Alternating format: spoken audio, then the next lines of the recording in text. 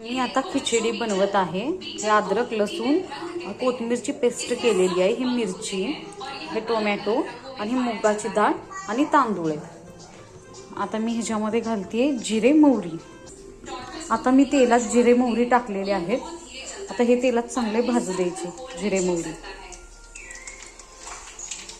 आता मी त्यात तेलामध्ये मिरची टाकते।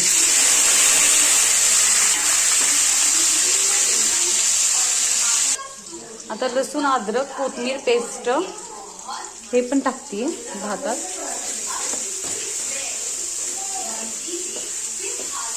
त्याला चांगलं भाजून घ्यायचं आधी। हे भाजल्यानंतर ना त्यात टोमॅटो ऍड करायचं।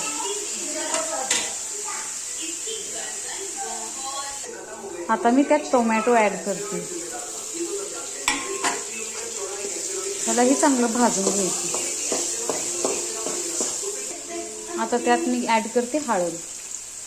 आता मी साईडला गरम पाणी ठेवलेलं आहे पातेल्यामध्ये। आता मी ते कढईत ओतते। आता हे मी तांदूळ स्वच्छ धुवून घेतलंय। आता हे मी कढईत ओतणार आहे। ह्यात मी मीठ टाकलेलं आहे आणि हलवतीये।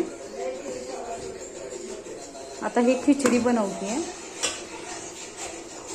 आता झाल्यानंतर ना दाखवते तुम्हाला। बघा आता असा राईस बनलाय। आता लिंबू पिळून खायचं ह्यात।